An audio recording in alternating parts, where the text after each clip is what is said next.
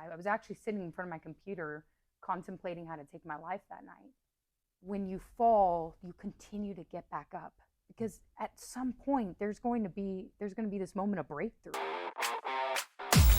This is Game Changers, the anatomy of high achievers, with your host, Dr. Roger Borbon. Strap yourself in as he takes you behind the scenes of the people, businesses, and brands we know, use, and love today, and discover the unknown game changers who triggered their success. This podcast will show you how any person can spark the winning spirit that creates high achievers. You'll also get these champions' personal success codes to help you be the next game changer.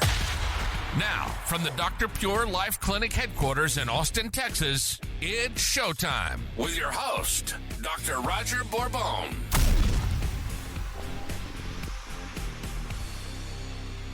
We are here with Cristina Baker. And so Cristina is a big-time social influencer, I guess is what they call it now. Yes. But you're an author, a speaker. You go all over the place, basically sharing your message. And your message has brought just a lot of healing to a lot of people. And if you don't know, this is, so Hope in 60 Seconds is the book. And it's a fun read, and it's a painful read, and it's a joyous read. It's kind of like what you want. Perfectly put, Dr. Borbon.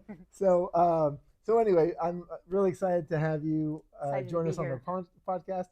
And so the Game Changers, it's called Game Changers, the Anatomy of High Achievers. And really a lot of the folks that are here on the podcast, people might know either their brand or the business or just their name from a sport event or whatever the kind of thing is. And then we kind of find out more about their backstory. Yeah. Now, you kind of got thrusted into the spotlight because of your backstory. So it's almost just the opposite, where you've led with your backstory, and that's how people know you, is this amazing story that you have. So maybe you can start, for those of us who are new to your story, if you can give us just kind of like a recap about what that backstory is. Yeah. So I, grew up in a home where, my mom and dad, my dad had a bad cocaine addiction. My mom, stay-at-home mom from South America, didn't speak a lot of English at the time. And so it was really hard for her being, where she was at that point, and my dad with his addiction. So they divorced when I was 7 years old. She remarried, and we moved to Bolivia. And so there's a lot of abuse in our home as a kid. It was, I think, just something that when there's abuse in the home and there's a divorce, between parents, the kids take the brunt of it. And so by the age of 14, I was, cutting myself. And I don't know if you remember Marilyn Manson, but I just really connected with that music because it spoke. Hard, dark rock kind of music, right? Yeah, like the goth. Techno, goth, yeah. Goth was like a thing in the 90s, right? And in early 2000s, and still might be around today, but it was something that my heart connected with because, and I know it sounds kind of crazy, but I felt dead inside. I felt like everything that I knew that I was lost. And there's a lot of things that happened in my childhood as well. So I started cutting myself and going to the bars. There's no drinking age in Bolivia, which is where we lived. And so I was at the bars at 14, started doing drugs around 15. And so everything changed when I came home from a party and my stepdad said, "You need to go, you need to leave." And my mom made the hard decision to have me leave. So they put me on a one-way ticket to Maui, Hawaii, where my dad was. And I hadn't seen him in about 10 years. So waited at the Kahului airport in Lahaina, and about 6 hours later, he showed up. We both recognized each other, but I had like black circles around my eyes and had a guitar on my back with a duffel bag with my whole life in it. And he's like, "Cristina?" I was like, "Dad?" And he was like, "Come on, let's go." And we get in his... So the last time he saw was a little 5 or 6 year old you? I was 5 years old, about 5 or 6. And, at that point, a you know, cute little 5 or 6 year old with the dress girl. on, and Yeah. I was very different at this point, you know. And we get in the car, and he says, "This is crazy you're here." He's like, "I need to tell you something." And I was like, "Okay." And he's like, "I'm homeless, and I'm living in a tent on the beach now." And I'm like, our family never experienced financial lack, but it was on the inside, you know, everything on the outside looked perfect, but on the inside, I mean, my dad was abusive, but my mom married someone who was 100 times more abusive in her second marriage. So it was, you know, it was just smoke and mirrors, you know, just it looked a certain way, and the history repeated itself with my stepdad. So I'm like, a tent on the beach. I mean, I don't know what that even means. So it was like the curtains were ripped open for the first time in my life. Like, welcome to the real world. So long story short, I was on the beach sometime with my dad, and then I came back to the mainland. Some family found out that I was there, and went from home to home, you know, aunts and uncles. Didn't want to deal with a goth teen who's probably on drugs, and you know, they just probably imagine like the worst possible. So I end up in Pennsylvania, where my brother was going to college at Messiah College in Mechanicsburg, outside of Harrisburg, Pennsylvania. And I was living in a Red Roof Inn, and his coach finds out. He paid, you know, 15-year-old. He's living in a tent on the beach. This is one of the players' sisters. Like, is there a way we can help her? He goes to his church, and a couple stands up, and they're like, "We'll take her." And they're like, full disclosure. They're like, this one comes with a warning label. Yes, huge warning label. And they're like, "We don't care. We'll take her." And so I show up at their house a week before 9/11 on 2001 in 2001, and her name is Sharon. She opens up the door, and she's like, "Welcome to our home." And we just sit around a couch, kind of like this. And she said, "We just have 2 rules here." She's like, "The first rule is your curfew's 11, and the second one is you have to go to church with us every Sunday." And I was like, "Church? Like, my whole family, like atheists and non-practicing Catholics, you know, just there's no church or religion." And I just wanted a warm bed to sleep in at that point. It had been a long time. I was like, "Okay, I'll go to church." So I was there for 3 years. I graduated high school. You know, I really kind of flew under the radar, you know, regarding addiction, and just still smoked cigarettes and drank and things like that, kind of behind her back. But once I got out of their house, I went crazy. I mean, I just really did everything I wanted to do. So everything changed for me, Dr. Borbon. I was actually working as a counselor at a university in Houston, and I was telling people how to live their life during the day and drugging all night, kind of like what my dad did, followed in his footsteps. And by this point, I had a really, not just a bad drug problem, but I was on multiple drugs, like pills, and you name it. I was on all of it, anything I can get my hands on, because it's the addiction to be able to escape, and just there was a lot of internal pain that I just didn't know how to escape from. And I think a lot of people sometimes have a hard time understanding, like, why would somebody, you know, turn their lives over to, you know, doing drugs? And it's a hard thing for some people to understand. But for me, it was truly an escape. And so I got pulled over one night, and I got taken to jail, which, you know, I had been pulled over so many times that I would always get away with it. And this evening, the officer was like, "You're going to jail. Like, I don't care what you say." And so that was my really rubber meets the road moment for me, where I was like, what are you doing? I had a 9-month-old baby. I had, you know, I'd never in a million years would have thought I'd be here in a jail cell, and just kind of looking around at just everything that was happening in jail. I'm like, how did I get here? How did I get to this place? And a lot of people have that moment. I'm sure you've had that moment in different, we've all experienced a moment where we're like, how did I get here? Like, how did this happen? And so the moment of reflection really began. But that's where uh, actually a man at my job, a pastor, came up to me when I was out on bail, and I went into a prayer meeting, and that's where I was introduced to um, my faith in Jesus, and my life changed after that. Mm-hmm. It was like I walked into this prayer meeting that they were having these covert prayer meetings, and I walked in one way and I came out a completely new person, and I had never experienced that before. So I was still facing this court case, and within 3 months I was drug free, completely sober, and I went into that courtroom like a completely new person. How do you tell a judge that? Like, how do you tell they've the heard DA it, seen it before. They've every heard day, all day. I'm clean. Yeah. I'm good. I won't do it again.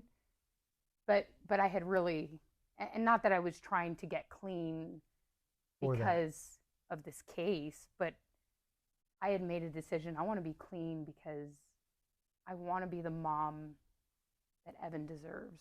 Evan is my son, and I wanted him to have a mom that was sober and clean, and every child deserves that. Every child does. And so I was sitting there in the courtroom, and I just felt led to talk to the DA and give him this full confession against my lawyer's advice. He's like, "You're going to lose." No. Yeah. Like, we're not going to be able to make a plea deal. And I gave him a full confession, and I told him the drugs were mine. I just told him the truth. And he looked at me, he said, "We all make mistakes sometimes. Have a good day." And he walks in the courtroom, and I just have this moment where I'm like, oh my gosh, what did I just do? And Oscar, my attorney, looks at me, he's like, "You're toast."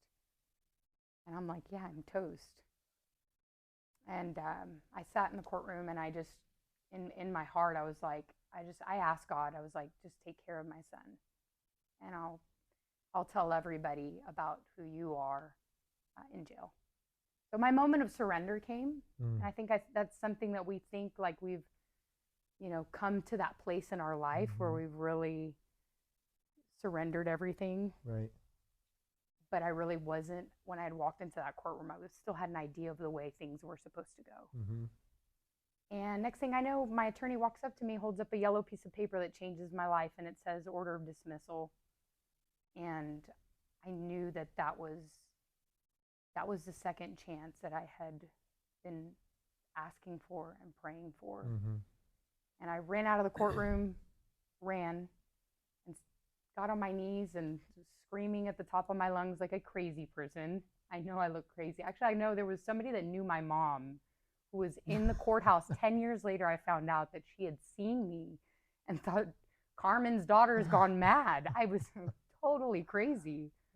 And so that's kind of a little bit of my story. So you know how life is. There's so many things in there, but that was my moment of change. I was like, this is it. I got the second chance that I had been asking for, praying for, and I knew this is it.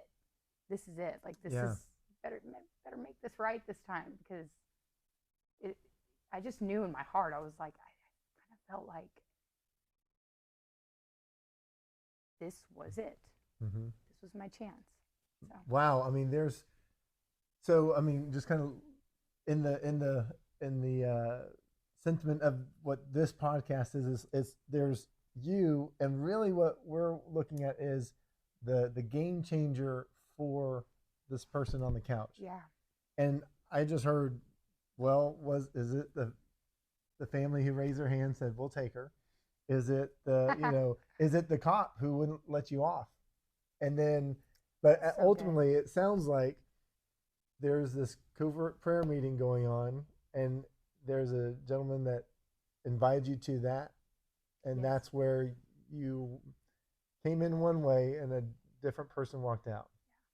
So it sounds like that's the big, even though you're a lot of things still hung in the balance, but that was the real game changer. It sounds like was that individual. Is that right? Yes, it was. His name is Hilroy, and he's still in our life to this day. Oh, but that's awesome. He had felt it impressed on his heart to approach me the day that I was actually sitting in front of my computer contemplating how to take my life that night. And I knew how many pills I needed to take. I knew exactly what I needed to do to try to do this as painlessly as possible. I'd even Googled like how to commit suicide painlessly. And so I knew this is what, and I had this like feeling of my son being better off without me. And I just knew this was the best thing that I could do, was to leave this earth. Interesting how these lies can seep in there, right? Very subtly. And probably like the drugs, right? Probably where cigarette turns into this, turns into that, and soon you don't recognize, soon you're in a cell and you're thinking, how did I get here?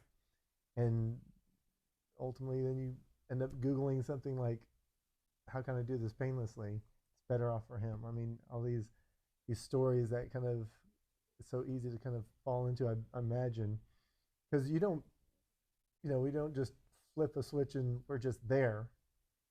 It's all over these time. Yeah, all these little steps. So, and then there's then there's big giant steps.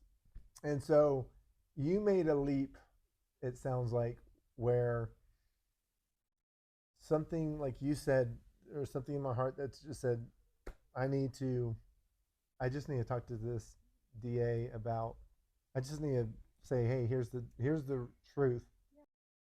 Looking back on that moment, Dr. Borbon, everything that I was doing, I was in a state of survival for a long time. So nothing in my life was it was never out of the norm for me to kind of take time to process decisions, ever. I know that there was a measure of faith in my heart because I acted by faith in that moment, but there wasn't like a processing of like, oh, this could happen. It was just like, I have nothing else to lose at this point. I'm going to jail, and I don't want my child to be put into the system. I have nothing to lose. So it was just like putting myself out there of like, I have nothing. You're grasping for anything. And that was, for me, that moment was, I'm grasping for something that might stick.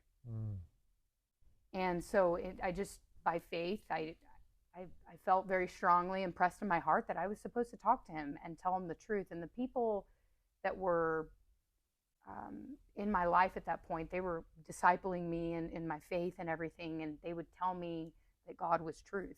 And that's all I knew in that moment, because I didn't know who God was, really. I was learning about who he was. But I knew that he was truth. And I just thought, I need to speak the truth for the first time in my life, because I've been a liar all my life. Everything I've done has been lying, manipulation, cheating, doing people wrong. That was my whole life. And so coming into this place of like completely changing my life was becoming a person of truth. And so that moment for me was, I'm going to tell him the truth about what happened that night. And whether I lose in this moment or not, it doesn't really matter. I'm speaking the truth. So I don't know if that it makes sense, but that was a big step for me, because that's not who I was historically ever. Like, nobody ever believed me. I mean, getting to that point, everybody had walked out of my life. My mom, literally, they had to take my mom to South America because my mom was like my crutch. When that man, Hilroy, found me at my desk, everybody had turned their back on me, and I had nowhere to turn, and I had nobody to help me. And then all of a sudden, this man is like, hey, we want to invite you to a prayer meeting. And I'm like, I have nowhere. It was like somebody threw a life preserver to me, because I thought, how could he know what I was just thinking at this moment? Like, so this is the time that you're Googling about how to painlessly make your exit, right? How would he have known? What does he say about that kind of that time? This moment is interesting, because we talk about game changers, and if Hilroy was here, he'd tell you he was actually at a point in his life where he was questioning if he was really like supposed to be doing what he was doing. He wasn't seeing the fruit of his work in ministry. Wow. And he was considering just kind of walking away from the faith, which is really crazy. He would tell you that, like, he things were just really, really hard in his life at the time.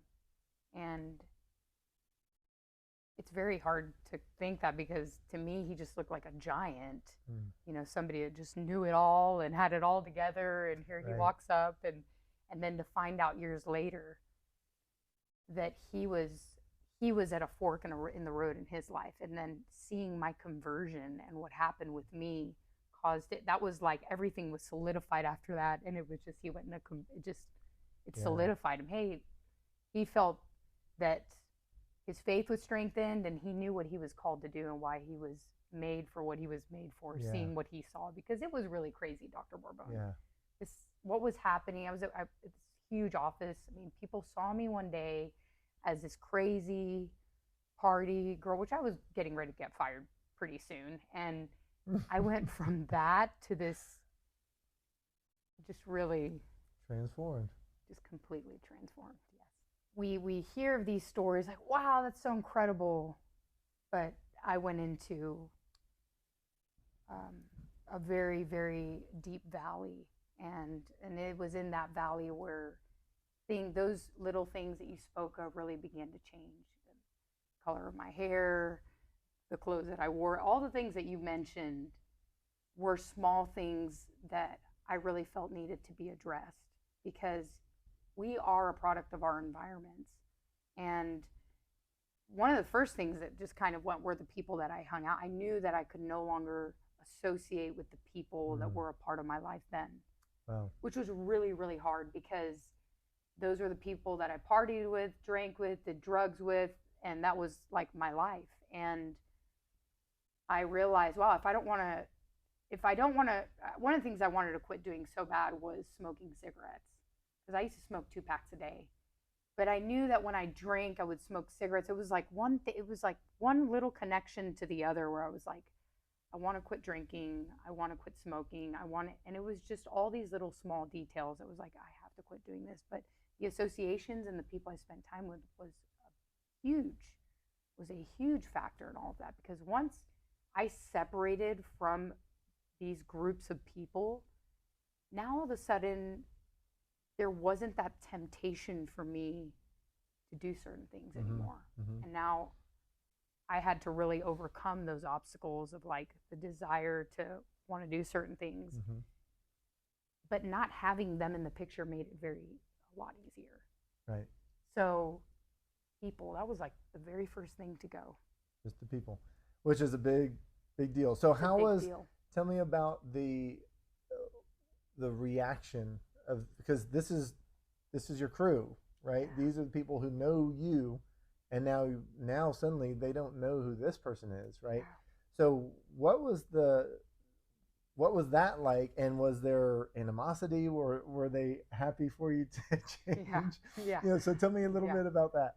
I think there was a little bit of everything. I think more so there was people that just wanted to party with me, wanted nothing to do with me anymore. Because I mean, what benefit would I bring to their life if we have no commonality anymore? And I wanted to very extravagantly share my faith with them, and they were absolutely not interested.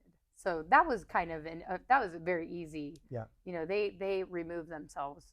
Yeah, because here's an interesting thing, Dr. Borbon. This change happened, but I didn't immediately get off the drugs. I mean, there's a whole story and process of all that, and my faith was there, and I was struggling to, I was in this struggle to leave this life behind. But there was this other part of me that was like, I really want to be this. I want to be drug free. I want to be alcohol free. I want to be pill free. Like, I wanted this, but there was this struggle getting to this point. So there was a small group of people that were part of that life, and hey, we're really happy for you. I don't really get all of that, but hey, we're happy for you because you have a son, and like this life and having a son, like this doesn't make sense. This is really wrong. And everybody, no matter what they do, has this sense of like, hey, you have like a child, you're 22 years old, 23 years old, and you're like, this is really wrong. And so most of my friends didn't have kids, but they were like, hey, you have a kid. Like, it's kind of like, hey, you do you, whatever your faith is, like, but you do you. I mean, this is really good for your son. Yeah. As you're going through this transition, you're kind of talking about, hey, I had made a change in my heart, but my behaviors hadn't caught up to my heart yet, is what I kind of heard. Absolutely. So that's a good way of so there's a change that happens. Not the full change doesn't happen all at once. No. And so kind of talk a little bit about just the strength, the pain, that part that you said, okay, I'm just going to commit to this. And I think it's worth people knowing how successful you were with that, how many times you went up the hill and fell down, and that kind of stuff. Yeah. Well, because here's the thing, I think people see you on TV, they see your book, they see the things that you've done, and it's just easier for Cristina, because look at her, she's Cristina Baker.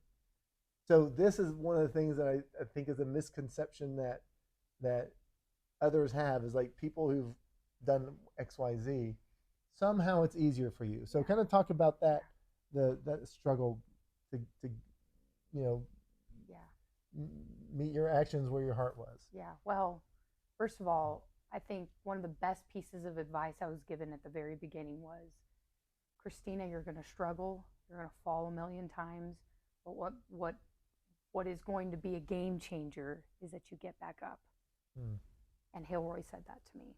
And when I would fall back, because there were times where, I want to smoke a cigarette, and I'd light up a cigarette, and I have just something inside, I know this is wrong, and, or I would, there did come a change where it was like, I never looked back regarding the drugs and all of that. But that, for me, I feel like we all have our weaknesses. For some people, it's like, gosh, my husband is never drank, smoked cigarettes, or done drugs. So for him, it's just such a, why would someone do that? And so, but we all have our weaknesses. We all have this like bent where we turn towards something that kind of fills that little void.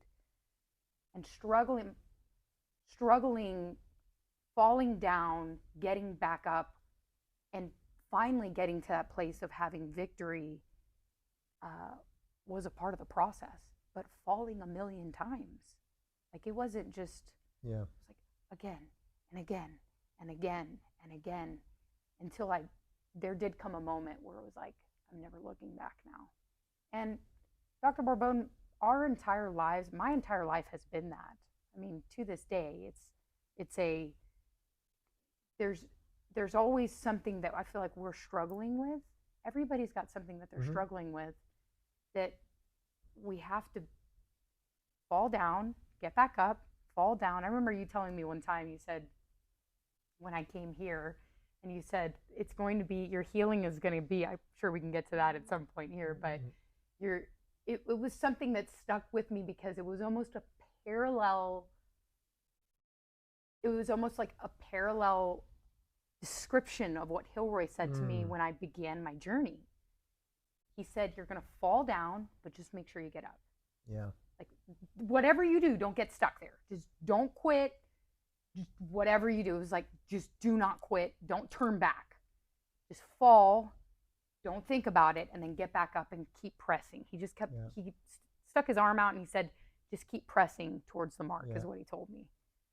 And so I believe that that's what brings us victory in life, whether it be healing, our friendships, our marriages, our children, our businesses, ministries, or whatever it is that you do, is that when you fall, you continue to get back up, because at some point there's going to be this moment of breakthrough. There's going to be a moment of victory where you're like, something happened. I don't know when that happened, but I crossed over, and I don't even know when that happened, but it's the persistence. And actually you said that to me, which stuck with me through the process when I came to you the very first time, and you told me that healing was going to look like this. We're going to go like this, and the valleys here will be higher than your peak over here, but just know it's going to keep going. Keep going. And then I remember thinking, oh wow, that sounds strangely familiar. I was told that at the very beginning of my walk almost 15 years ago. And so that changed everything for me. Was this that? Yeah, that's great. Yeah. Yeah, so is worth the people who know you as an influencer, or the person that's being interviewed on this show and that show. Is your path there as is just a million falls, a million and a million falls. one backups, and then a victory at some point. Yeah. And you don't know when the victory is going to come, so it's Right. remaining consistent. Yeah, just like Hilroy, right? Yeah. Like you were one of his victories, just to see all the fruit that the seeds that you've planted. That's awesome. So you also shared earlier you were saying how your mom had to be taken out of the equation because as a parent you want to do everything you can to prevent your child from suffering, and she was that in your that was her truth. So that she had to be taken out of the equation, or else you couldn't make progress as long as that crutch was there. I've seen that also in healthcare, where if we either get kind of suckered in that the symptom is the problem, and if we can cover up the symptom, then the problem's not there. And that's a lot of really that's kind of actually how healthcare is set up in the U.S. It's it's very symptom oriented, not root cause oriented. But then a lot of times either the doctor or the drug or the surgery or whatever the thing is ends up being that same crutch that like your mom was. And most of the time people aren't going to choose for their crutch just to disappear. No way. And so in that moment when your mom was taken away, back to Bolivia, where were you at that point? And then what was that? How scary was that? Or was it tell me a little bit about what that felt like. Well, Dr. Borbon, I was a bit of a scrappy girl. Like really, part of my story is growing up, my dad was very violent, and then my mom remarried somebody who was 100 times more violent. So I learned how to handle everything by violence and intimidation. And it actually taken my mom to my aunt's house, who lived in this condo in Houston, Texas. And I went in there and tried to intimidate there were like people downstairs, like the concierge of the condo. And they said, no, they're not available. And then my uncle came down, who's a doctor, and he came down it was just this whole picture of craziness. And I was trying to intimidate him, and the guards carried like the I'm just being honest, that's kind of just can only be honest here. But they had to carry me out. And I sat in my car, remember going out into the parking garage, and I sat in my car, and I was like, it's all like thinking, I'm like, it's all over. And I had already been arrested, and I don't know, how am I going to continue doing what I'm doing and living my life now without the person who watches my baby? Because I wouldn't, it's just a part of me that I felt right about doing drugs because I did it at nighttime when my child slept. And so it was okay. I was doing me time. This is me time. This is me time, or whatever that is. Being this, and that was taken away in an instant. And I got evicted from my apartment a week later, and my whole life was crumbling. Just everything was crumbling. Everything was falling apart. But I always tell my mom this, even to this day. I'm like, I've told her, you going away was one of the greatest gifts that I ever received. Just like when the police officer pulled me over, that's one of the greatest gifts I ever received. Saved my life. You fought for it. You fought to grab on, to latch on to that, right? Dear life, yes. Which is, interesting, because now I'm thinking about, I'm warped in my way of what we do here. So in functional neurology, there's kind of like an expression is that people will work to justify their lesion. So whatever their dysfunction is, there's always a reason for it. Oh, well, that's because I'm right-handed, or that's because my job is this, or that's because my spouse is that, or whatever the situation is. Doesn't change whatever the thing is you want to say. this needs to get straightened out, but we will fight to be, to kind of keep that crutch. Don't touch that over here. Yeah. We're like really protective of it. Yeah. Yeah. The crutch was taken that night. Yeah. Yeah. And it saved my life. Yeah. It's interesting how that part and we hear this too. It's like, if you are comfortable, there's probably not growth happening. And when you have to get pushed out of your comfort zone, this is where the comfort happens, but nobody likes to be uncomfortable. And that's kind of where I feel, as far as the joyful suffering thing, is like, how can we, when we can get to a point when we're in the valley and really suffering and still have thanks. And I don't want to be there again, but I've been there. And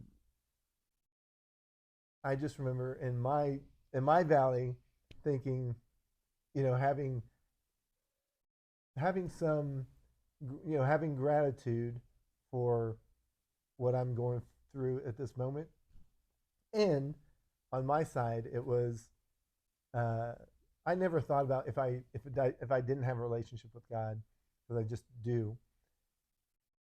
But in hindsight, it's like, man, what must it be like to go through a valley truly alone? So. And that was most of my life. I think that was. I remember having moments where I would feel completely alone and wonder if there was something or anything out there that was looking or had any type of knowledge of what I was walking through as a 14, 15-year-old kid. And wondered if there was somebody there that cared or was looking after me. And so I think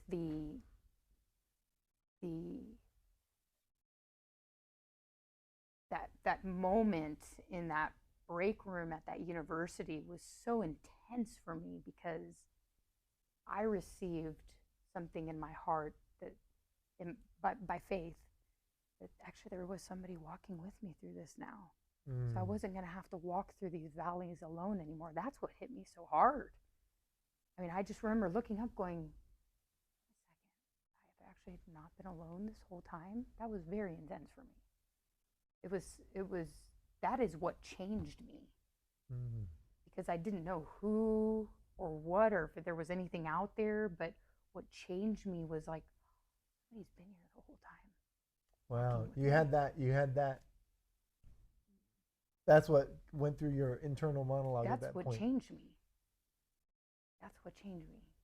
And it was something that went internal into my heart, that was like an arrow into my heart of like, my whole question, I've questioned for 20 plus years of my life, is there anybody out there? Is there anybody who cares? Because when I looked around, there wasn't anybody, like there weren't people. I was always surviving, fending for myself. And then all of a sudden, that revelation of someone walking with me right next to me changed my whole life. That's amazing. That's awesome. What basically turned into, Hope in 60 Seconds, encountering the God of impossible. So something you kind of had a leap of, hey, I'm going to just do this thing on social media. So kind of tell us about the shift that happened. Yeah. Well, it was a long Long October, that 15 years ago to 2020 getting on social media, we're talking about, 12 years. 12 years of processing, 12 years of a lot of internal healing and a lot of spiritual healing and just mind. You're saying this wasn't overnight? What good comes overnight, Dr. Borbon? We always see people like that too. We're like, wait a second. We see people but the people that really know those people know the backstories. And that's what is like so important for people to get, right? So there's always a backstory. There's this 12-year overnight happening. This 12-year overnight, which I believe was marked but paralleled with, the dark night of the soul, but also just a lot of goodness and a lot of just beautiful things happening, yet paralleling this working out all the things that got me in that place to begin with kind of process. Yeah. So the pandemic takes place, and it was the middle of the night. Well, for us, it's the middle of the night, but it was like 12:30, 1 o'clock in the morning. And, during that time when COVID started, I just, everybody was just kind of, what's going on? And it was April 11th, and I could feel the pain of people just kind of crying out. Just internally, I could just feel the pain. I'd just been talking to people. I was like, wow, I'm just going to get online and I'm going to post a prayer to encourage someone. I mean, if one person sees the prayer, I've encouraged. I mean, I just felt so desperate being in my house and not being able to help people, because after that conversion experience, I knew my life was going to be dedicated to helping and serving people and encouraging people out of their place of depression and discouragement and hopelessness. Like, I knew that was like my life's mandate. And I didn't know how that was going to look entirely, but but that was in my heart. I want to help people. And I never felt, if I'm not out there helping people and encouraging people to have hope, I don't really feel like I'm doing anything. Right. So here we are, we're all locked up in our houses. So I sitting in a corner in our bedroom, and I just pull out my phone, and the lighting was awful. I mean, it was just like, who cares, right? Like, I post this prayer on this. A lot of people didn't know what TikTok was. It blew up during the pandemic, and I just posted the prayer somewhere where I knew I would have some anonymity, because not a lot of people that I knew had TikTok. And woke up the next morning, and the video had gone viral. And all I had said in the video was like, I just encourage people to have hope. Let me pray for you. And really what was in my heart is I wanted to offer people the hope that was offered to me in that break room. That was that driving force inside of me of like, people are dying, people are losing loved ones, people are sick, people like need money, don't have jobs. Like, it was just, I could just feel that so deeply. And my husband and I were like, well, that's interesting, but videos go viral all the time. So we didn't think anything of it, Dr. Borbon, to be honest. And then posted another one, and it went viral again. And there was just this, like, I don't know, it was just kind of like we were talking earlier, like you just do something and then you look back and you're like, wow, that was, you just doing what you do. And the videos were going viral every single day. And it was like, wow. Okay, we waited 6 months. We didn't tell anybody about this. And nobody, I think a couple people, hey, I saw you on TikTok. I was like, I don't know what you're talking about, because I didn't feel like this was a real thing. I just felt like it was something I just did one night.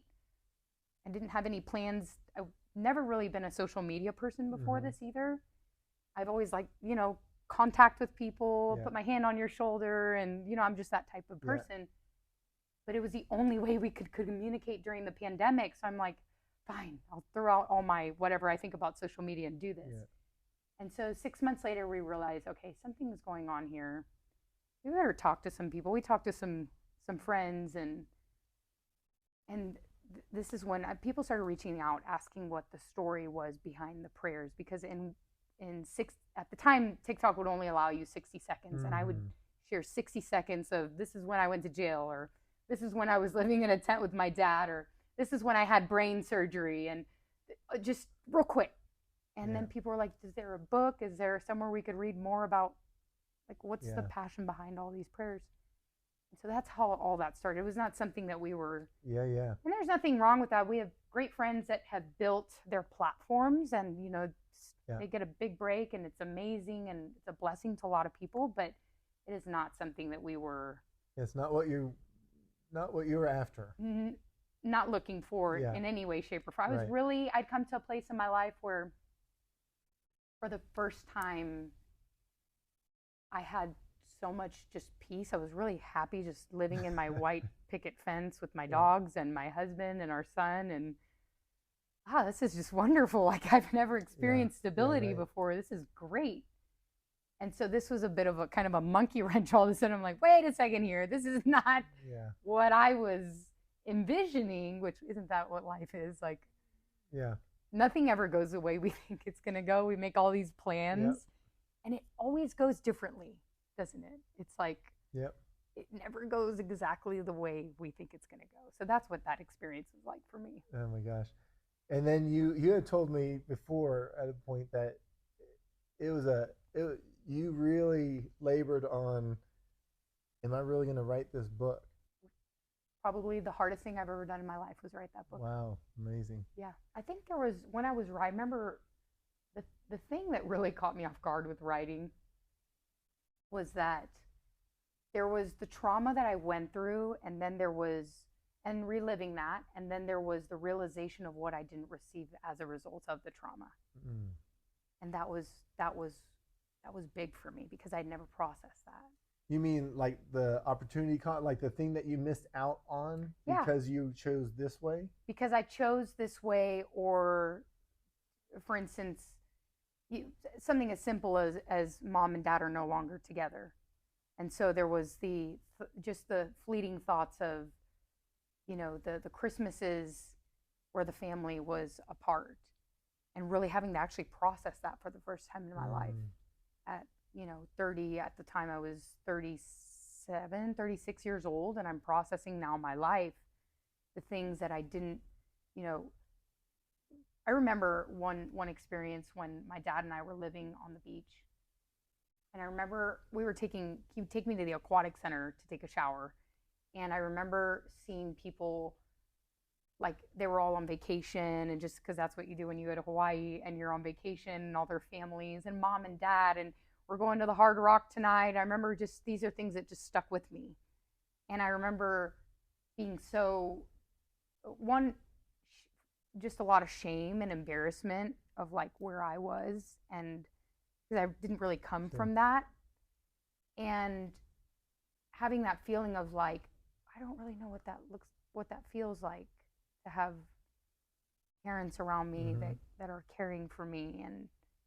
And so reliving those things as I wrote was, for the first time in, at that time it was 13, 14 years, I'm now having to actually process this, really just go through this and be at peace with this as well. That this wasn't my truth and this wasn't my story. However, I now get the opportunity to make that truth and that be my own son's story. Yeah. So there was just a lot of that going on, a lot of swirling of emotions. And so when I say this was was by far the most difficult thing, it's because it involved all of me. I couldn't just hide something. I think most of the things in our lives that come at us unexpectedly are orchestrated for us to, sometimes can be a divinely orchestrated. We just had no idea that something good was coming our way. It could be, healing, or a door that's being opened up in our life that we don't know what's on the other side of that, but it comes looking like adversity. It comes looking like a problem. It comes looking like, we've all experienced this. It's like a problem comes knocking at your door, or you're experiencing something really, really difficult, but on the other side of this is actually a harvest. There's blessing. There's a whole world that is waiting for you of opportunity as you walk through hard stuff. And I think that's a lot of, sometimes we don't talk about that. I know you love to talk about that because it's what you see the process of what people, or you see what people go through every day, but then you get to see the fruit of it on the other end as they just continue pushing forward. And that's really what, I thought the book was just such a great idea, and I was like, yeah, sure, let's do this. Why not? And then I was like, oh, wait a second.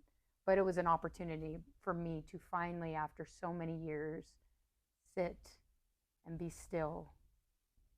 So if somebody's having a hard time, people, some people might tune into this just for a pick-me-up, or hey, what worked for her? What worked for these people that helped them to get to these places? So what would you offer as far as what would you like to share to anyone as we're kind of closing out here?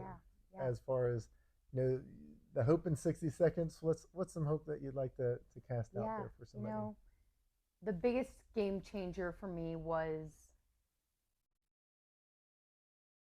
having the advice of this man Hilroy when he told me not to give up, that if I wouldn't give up, that I would see fruit and that I would see a harvest in my life. And maybe you're listening to this right now and you haven't gone through the things that I've gone through, or all of this really seems kind of foreign to you, or maybe it's something that's really close to your heart because you've gone through it yourself, or your kids are going through it, or somebody in your life that you love is going through it as well. And this is what I would say, just as Hilroy told me many years ago, just keep moving forward. Because as you keep moving forward, there is going to be a moment where everything changes. There is going to be a moment where the fruit of your labor is you're going to actually see it tangibly. So if you're waiting on your healing, you've been waiting for something to change in your body, I want to encourage you that as you continue forward and you don't give up, I believe that there's a moment where everything is going to change for you. For me, it was my faith, Dr. Borbon. I really have, just my faith in God. And no matter where you are right now at this stage in your life, I believe that there's something in all of us that wants to have hope. We want to have hope for a better day. We want to have hope for our kids. We want to have hope that we're going to feel better in our bodies. So take hold of the hope that things are going to get better. I remember somebody telling me one time,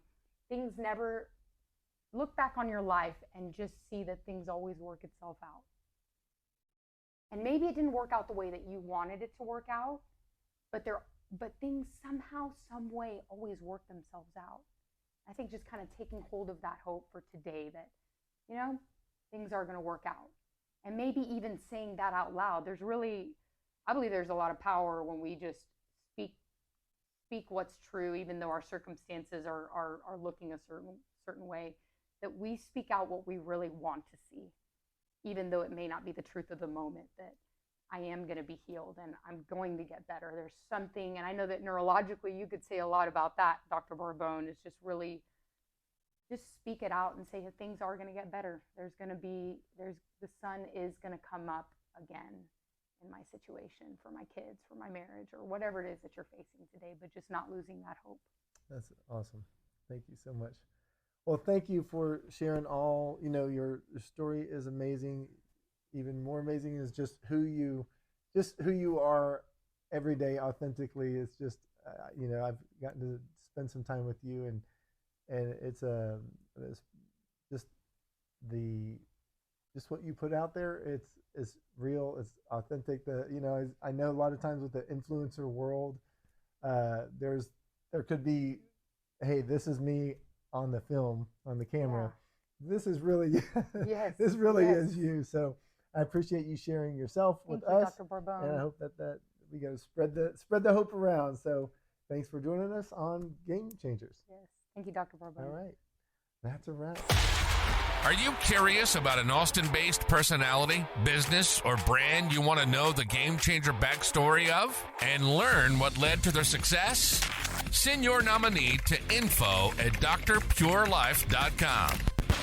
There might just be a little goodie in it for you, too. Thank you for joining us. And if you want more, get more at www.drpurelife.com.